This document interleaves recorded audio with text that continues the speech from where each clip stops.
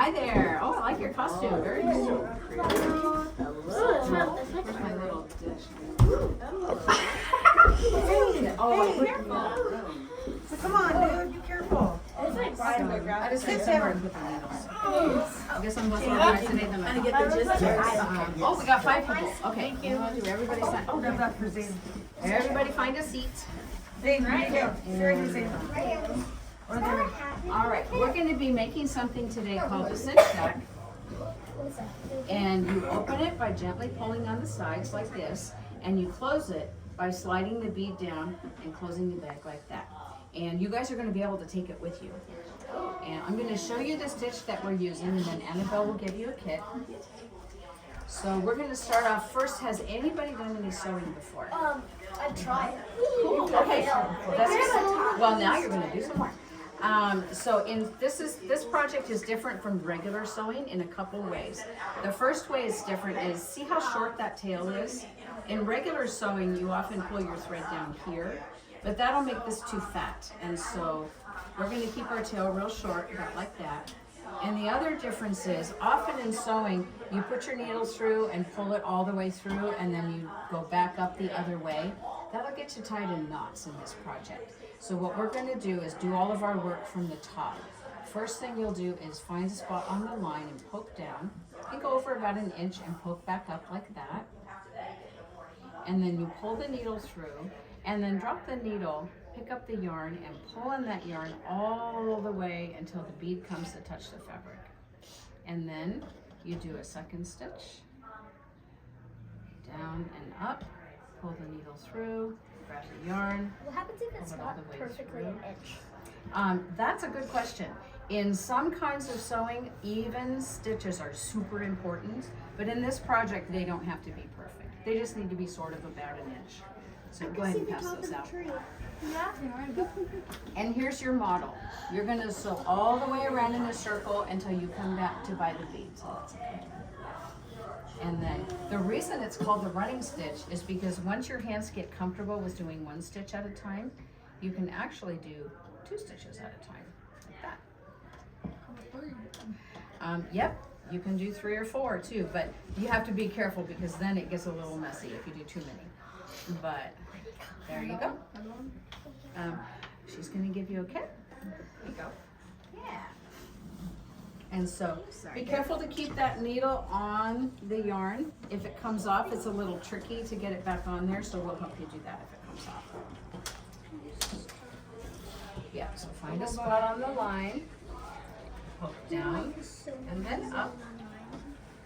Good, you got it all the way through. There you go. Okay, watch your yarn. Keep that needle on there. Oh, pretty needles. You're gonna want to flip it over, actually. Oh, so that you. No, yours is good. You're gonna want to flip it over so that the bead is. Yeah, so here's your model. Can I just embrace so it's on the. Just want to make sure you can see the line with it. There's only a line on one side, and then if you can't see it, you don't know where it is. Yeah. Oh, do you want one with a darker line? Yeah, maybe for this one it's a little light. Just swap it Did I do this one? No, you're good. And just go over here, 1 down, 1 up. Oh. So does anybody know what kind of fabric we're working on here? Flour feels itchy. You're gonna want to do it down like this until you. So this kind of fabric is called burlap. And you know, remember in the time of pioneers, they couldn't just run down to Walmart and buy anything they needed. They had to work with what they had. And so things like beans and corn for the chickens, or maybe seeds for planting or coffee, would come in these big burlap bags. And then pioneers would reuse those bags and make things out of them. And that's what we're doing here. Yeah. I did 2 other times. And then, but can you imagine having like a shirt made out of fabric like this? What would that feel like? You literally just removed it. Yeah. Okay, well, I'm about to do that. It's kind of It's okay. This is cool. So the other kind of supply that pioneers might use to make things that would be more comfortable than this kind of fabric would be flour sacks. And see how what's your name? Lexi. See how Lexi's shirt has these tiny little flowers on it? Fabric with little flowers on it like that is called calico. And that became popular way back in the day. Flour used to come in fabric like that. It used to come in bags that are kind of like a pillowcase. And pioneers would use those flour bags to make clothes. And the flour companies found out about that, so they did a little marketing trick. One of the flour companies started putting flowers on the flour bags so that people would buy theirs. And that became very popular, and so pretty soon all the flour bags had flowers on them. Oh, good catch, Lexi. So once you get all the way around to the bead, stop and we will do the very last part together. Perfect. Yep, you're ready for the next step. And does anybody need to catch up? So. Cool. How do you do this? Oh, good question. So you guys are about 9 or 10, right? Yes. So back in pioneer times, kids who were 9 or 10 were really expected to do the work of grown-ups. They might not be as fast or as good at it, but they were really expected to help. Families needed all the family members to help. So like 4-year-olds would shuck corn or shell peas, but 9 and 10-year-olds really needed to do a substantial amount of work to help the family, and one of those was sewing. So in order to practice their stitches, they would do something called a sampler. And here's an example of different kinds of stitches. I like this one. And you would practice, yeah. And this, has anybody done or seen needlepoint? Needlepoint is done using the same idea, even stitches on fabric that has like an open weave of little squares on it.